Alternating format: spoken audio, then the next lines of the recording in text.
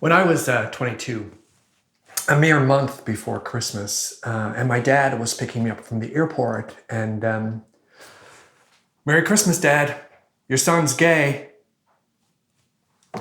Dad was great, truly. And on that car ride home, he told me that he would tell whoever I wanted him to tell, but that he would keep my secret as long as I wanted it kept. But I was done with secrets. I wanted to tell the world. And not because I really thought the world might care, but because it started to feel like a big old dirty lie, and I wanted to be rid of it. So I took him up on his offer, and I asked him to tell my mom. I couldn't tell her. And he did, but he expressly asked me not to tell my grandmother, my sweet little pie-making grandmother. She had had a particularly rough year. My Aunt June had just been diagnosed with brain cancer, didn't have much time left. So my dad wasn't sure how my Nan would take my news, what with her youngest being so sick, and Nan being so advanced in years and from a simpler time and whatnot. And I couldn't exactly argue with that. So my Aunt June passed away shortly thereafter. Her death rocked the family, most especially my Nan.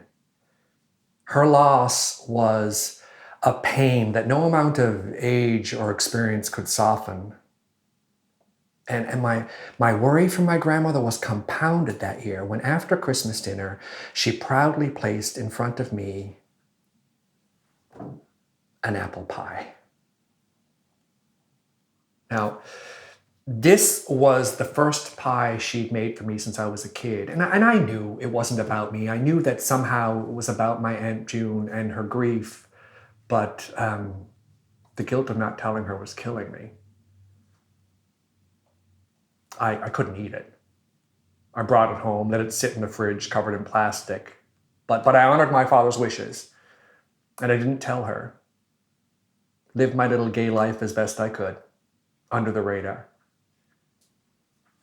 And the very next Christmas, when I thought it had all blown over and that my Nan had regained some semblance of her joy of Christmas, I was blasted again when, after the meal, a pie. The thought that in her grief, a year and a half, and now at Christmas no less, my grandmother was going to this place of reminiscence and making these pies with her old curled hands and her bad hip and her aching heart, so much heart and energy being thrown into these gifts for a liar. A liar. I was a liar, and it was tearing me apart. So, after that second pie in the face, I said to my mom, I need to tell Nan. And my mother looked at me like a confused puppy, and so I said it again. I need to tell Nan.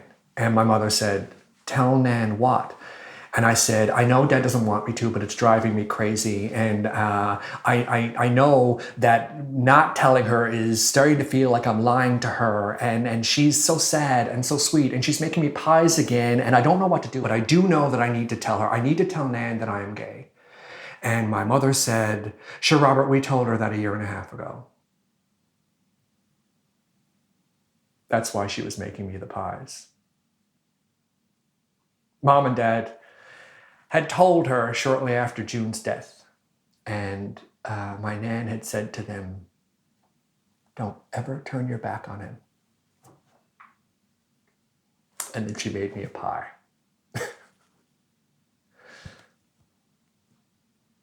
My grandmother died in 2008. She had 92 years of immeasurable joy and sadness. And Christmas is definitely not the same without her. We don't convene as a family as much as we should, as much as she would like. But she did manage to fatten me up.